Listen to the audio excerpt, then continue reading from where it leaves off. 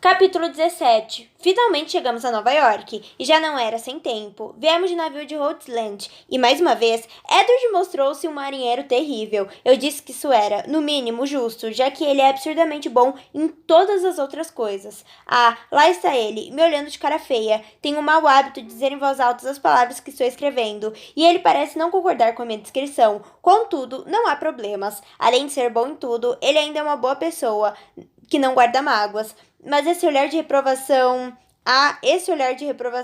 é possível que eu assassine o seu irmão. Carta de Thomas Harcourt e Edward Hawksby para Cecília Harcourt.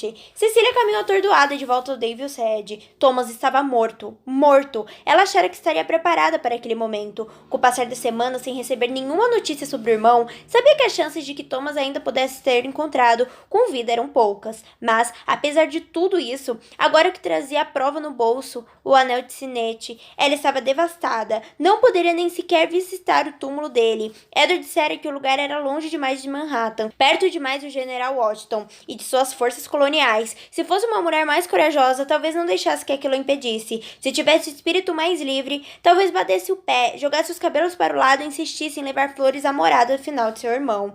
Era o que Billy Bridgeton faria. Cecília fechou os olhos por um instante e xingou baixinho. Não podia ficar pensando em Billy Bridgeton. Aquilo já estava virando obsessão. Contudo, o que mais ela poderia fazer? Edward falava daquela mulher o tempo inteiro. Está bem, talvez não fosse o tempo inteiro, mas já se referir a ela mais de 2 vezes. Mais até do que... Ora, já bastava o fato de Cecília sentir que conhecia muito bem a filha mais velha do Lord Bridgeton. Bem, até demais. Talvez Edward não se desse conta, mas ela aparecia em todas as histórias que ele contava sobre a infância em Kent. Billy Bridgeton administrava as terras do pai, saía para caçar junto com os homens e, quando Cecília perguntara como ela é fisicamente, Edward respondera: na verdade, até que ela é muito bonita. Não que eu sempre tivesse me dado conta disso. Acho que só vou entender que ela era uma menina quando tinha 8 anos. E a resposta de Cecília... Oh... A epítome da eloquência e do brilhantismo, uma resposta verdadeiramente bem articulada, mas nunca poderia revelar que, depois de tantas histórias sobre a notável Billy Bridgeton, a mulher que podia fazer de tudo e sabia cavalgar até de costas, Cecília a imaginara como uma amazona de 2 metros de altura com mãos gigantescas, pescoço masculino e dentes tortos.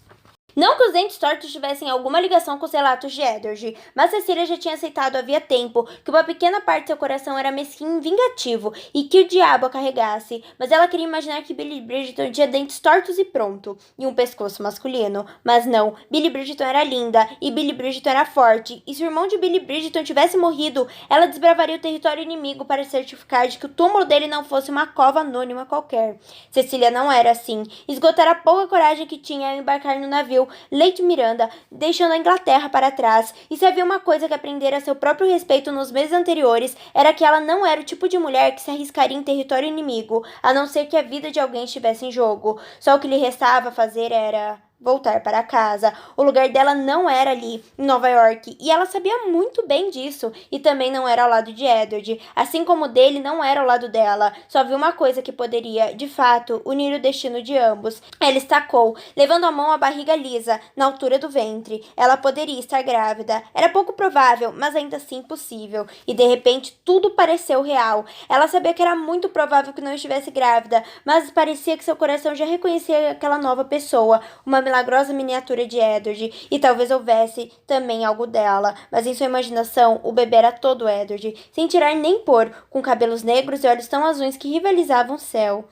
Senhorita, Cecília despertou de seu desvaneio, percebendo que tinha parado no meio da rua. Uma senhora com touca branca engomada olhava para ela com uma expressão preocupada e gentil. A senhorita está bem, mocinha? Cecília sentiu, quebrando a inércia. Perdão, disse ela, saindo do meio da rua, mas ainda estava com a mente nevoada e não conseguia se concentrar na boa samaritana à sua frente. É que eu acabei de receber uma notícia terrível. A mulher olhou para a mão de Cecília, segurando o ventre, sem uma aliança de casamento. Quando voltou a olhá-la nos olhos, sua expressão era de pena. Tenho que ir, gaguejou Cecília. Praticamente correu o resto do caminho de volta para o Davis Head, disparando a escada acima, até que, enfim, chegar ao quarto. Atirou-se na cama e começou a chorar. Dessa vez as lágrimas eram, na mesma medida, de pesar e frustração. Aquela mulher havia pensado que Cecília estava grávida, solteira e grávida. Olhara o dedo nu de Cecília a julgara. E, Deus, que ironia. Edward havia falado que iria arrumar uma aliança para ela, uma aliança para um casamento que não existia. Cecília começou a rir, em meio às lágrimas. jogada na cama. Ela se pôs a gargalhar. Foi um som pavoroso. Se estivesse mesmo grávida, pelo menos o pai do bebê achava que eles eram casados. Todo mundo achava, menos a mulher no meio da rua. Em um instante, Cecília deixara de ser uma jovenzinha demazelada e virara uma messalina deflorada, prestes a ser relegada às margens da sociedade. Sabia que não dava para ler aquilo tudo na expressão de senhora na rua, mas também sabia como o mundo funcionava. Se estivesse grávida, sua vida estaria arruinada. Jamais seria aceita na sociedade civilizada. Se suas amigas na Inglaterra não lhe dessem as costas, todo o contato teria que ser feito na clandestinidade, ou a mácula recairia também sobre o nome delas. Alguns anos antes, uma Mamsie Matlock havia engravidado. O nome dela era Verity Markham, e Cecília mal a conhecia. Aliás, conhecia apenas de nome. Ninguém soubera quem era o pai da criança, mas não importava. Assim que os rumores sobre a condição de Verity se espalharam, o pai de Cecília proibira de fazer contato com ela. Cecília ficara surpresa com a veemência do pai, que nunca fora dado fofocas. Contudo, aquele assunto parecia ser uma exceção à regra. Ela não desafiaria a ordem dele. Na verdade, nem mesmo lhe ocorrera questioná-la. Contudo, depois de todo aquele tempo, ela não podia deixar de se perguntar se Verity fosse sua amiga, ou mesmo um pouco mais do que um nome conhecido. Será que Cecília teria sido corajosa o suficiente para desobedecer ao pai? Ela gostava de acreditar que sim, mas sabia, bem no fundo, que só teria feito isso se Verity fosse sua amiga muito, muito próxima. Não que fosse falta de generosidade, era só que Cecília nem teria pensado em agir de outra forma. A sociedade tinha seus motivos para impor seus ditames, pelo menos era assim que ela sempre pensara. Ou talvez fosse mais apropriado dizer que ela nunca questionara muito os ditames da sociedade, ela apenas os seguira. E, no entanto, contemplando o fantasma da possibilidade de se juntar àquelas moças rechaçadas, ela se arrependia de não ter sido mais generosa. Arrependia-se de não ter ido à casa de Verity Markham oferecer sua amizade, de não ter feito uma demonstração pública de apoio. Verity partira do vilarejo fazia muito tempo. Os pais dela sempre diziam que ela tinha ido morar com uma tia-avó na Cornualha, mas não havia uma única pessoa em Matlock que acreditasse.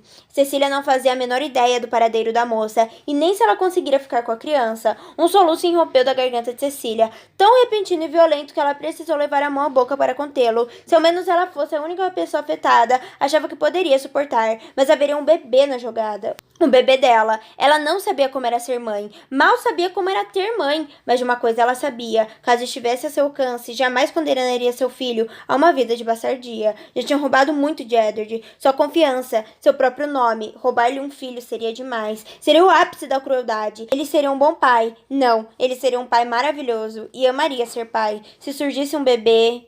Ele precisaria saber. Ela fez um juramento a si mesma. Se estivesse grávida, ficaria em Nova York. Contaria tudo a Edward e aceitaria todas as consequências pelo bem de seu bebê. Mas se suas regras descessem no tempo esperado, o que seria dentro de uma semana, e ela não estivesse grávida, iria embora. Edward merecia ter a sua vida de volta, a vida que ele mesmo planejara, e não aquela que ela havia imposto a ele. Ela contaria tudo, mas teria que ser por carta. Se isso fazia dela uma covarde, ela pouco se importava. Tinha certeza de que nem mesmo a notável Billy Bridgeton seria capaz de fazer tal confissão pessoalmente. Edward ainda levou muitas horas para, enfim, sentir que era capaz de voltar a Davis Head. Para Cecília, a mulher que não era esposa dele, já havia muito tempo que parara de beber, de modo que estava sóbrio, ou quase. Tivera tempo de sobra para se convencer a não pensar naquele dia. Aquele dia seria de Thomas. Tinha de ser. Se era para a vida de Edward desmoronar em um único dia, o mínimo que podia fazer era lidar com o maldito desastre de cada vez. Não queria ficar se torturando, pensando no que Cecília fizera ou dissera, e recusava-se, sobretudo, a desperdiçar energia, pensando no que ela não dissera. Não ia pensar nisso, não estava pensando nisso.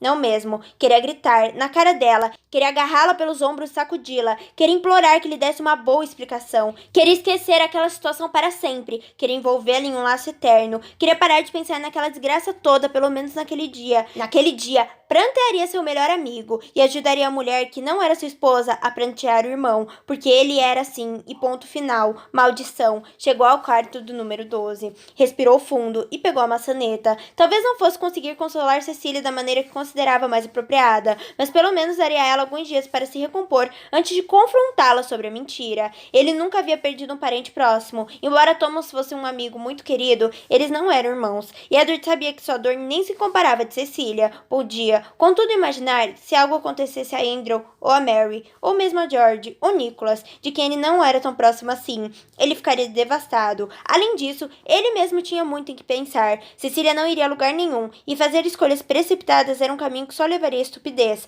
Abriu a porta, franzindo os olhos para os raios de sol que invadiam o corredor escuro. Todo santo dia, pensou ele, estupidamente. Todo santo dia, quando abro essa maldita porta, eu me surpreendo com a luz do sol na minha cara. Você voltou, falou Cecília. Estava sentada na cama, com as costas retas contra a cabeceira e as pernas estendidas. Ainda estava com o vestido azul, o que fazia sentido, pensou ele, já que ainda não era nem hora do jantar. Ele teria que sair do quarto quando ela decidisse trocar, para que ela vestisse aquele camisolão branco de Beata que usava para dormir. É claro que ela sempre pedia privacidade ao se trocar, já que não era sua esposa de verdade. Não houvera nenhum casamento por procuração. Ele não assinara nenhum papel. Cecília era apenas a irmã do querido e finado amigo Thomas. Mas o que ela esperava ganhar ao afirmar que era esposa dele não fazia o menor sentido. Ela não poderia ter adivinhado que ele teria perdido a memória. Podia dizer adeus e ao mundo que era casada com um homem consciente, mas de certo saberia que, quando ele acordasse, todas as suas mentiras seriam reveladas, a não ser que ele estivesse fazendo uma aposta arriscada, jogando com a possibilidade de que ele nunca fosse despertar. Se ele morresse e o mundo acreditasse que eram casados, ser esposa de um Hawksby lhe proporcionaria uma vida que não era de se jogar fora. Os pais dele a teriam acolhido de braços abertos quando ela voltasse à Inglaterra. Sabiam da amizade entre Edward e Thomas, diabo, tinham até mesmo conhecido Thomas, haviam recebido o amigo como convidado para a ceia de Natal. Não teriam o menor motivo para desconfiar de Cecília se ela surgisse à porta deles, alegando ter se casado com o filho deles. No entanto, aquilo tudo era muito frio e calculista. Não era do feitio de Cecília. Ou será que era? Ele fechou a porta ao entrar, cumprimentando-a com um curto aceno de cabeça, e sentou-se na única cadeira, para descalçar as botas. Quer ajuda? Perguntou ela. Não, respondeu ele, e apressou-se a olhar para os pés antes de vê-la engolir em seco. Era o que ela sempre fazia em situações como aquela, quando não sabia muito bem o que queria dizer. Ele gostava muito de admirá-la. A linha delicada do pescoço, a curva graciosa do ombro, os lábios cerrados quando ela engoliu em seco, não eram convites para um beijo, mas sempre o deixavam com vontade de se inclinar para a frente e transformá-los em um beijo mesmo assim. Contudo, naquela noite, ele não queria ver. Ele ergueu os olhos ao ouvir a voz dela. O que foi? Ela apenas balançou a cabeça. Deixe para lá. Ele encarou, grato pelo lusco-fusco que precedia anoitecer. Se estivesse escuro demais para que pudesse chegar aos olhos dela, não teria como se perder neles. Ele podia fingir que eles não tinham a cor do mar raso, ou, quando banhados pelos reflexos alaranjados do alvorecer, da primeira folhinha se abrir na primavera. Tirou as botas e se levantou para guardá-las no espaço ao lado do baú. O silêncio pesava no quarto, e ele sentia que Cecília observava com atenção cada um de seus movimentos corriqueiros. Em uma ocasião normal, ele conversaria com ela, perguntando sobre como ela passara a tarde, ou, caso estivessem passado o dia juntos, trocando ideias sobre o que tinham visto ou feito. Talvez ela relembrasse algo que a fizera rir, e talvez ele risse junto com ela. E então, ao se virar para pendurar o casaco no guarda-roupa, ele surpreenderia com a sensação curiosa que fazia seu corpo todo formigar. Mas a surpresa só duraria um instante, porque era muito óbvio o que de fato era aquele sentimento: felicidade, amor. Graças a Deus ele nunca contara a ela. Ele ergueu os olhos outra vez. Lá ia ela outra vez, começando uma frase com pronome solto. O que foi, Cecília? Ela piscou surpresa ao notar o tom de voz dele. Não exatamente grosseiro, mas um tom brusco. Não sei o que fazer com o anel de Thomas, falou ela baixinho. Ah, então era isso que ela queria dizer? Ele deu de ombros. Você pode pôr em colar e usá-lo no pescoço. Ela alisava o cobertor surrado. Pode ser. Pode guardar para dar aos seus filhos. Seus filhos. Ele só reparou quando já tinha falado. Não nossos filhos. Será que ela tinha percebido o ato falho? Ele achava que não. A expressão de Cecília não se alterara. Continuava pálida e atordoada. A imagem que se esperaria de uma mulher que acabara de saber da morte de um irmão muito amado. Quaisquer que fossem as mentiras de Cecília, elas não alteravam sua devoção por Thomas. Edward tinha certeza de que o sentimento era verdadeiro. Naquele instante, ele se sentiu um cretino de marca maior. Ela estava passando por um momento horrível, estava sofrendo. Ele queria odiá-la, e talvez, com o tempo, isso ainda acontecesse. Contudo, por ora, ele não podia fazer nada além de tentar aliviar a dor dela. Com um suspiro pesaroso que veio direto da alma, Edward foi até a cama e se sentou ao lado de Cecília. Sinto muito, disse ele, envolvendo o ombro dela com o braço.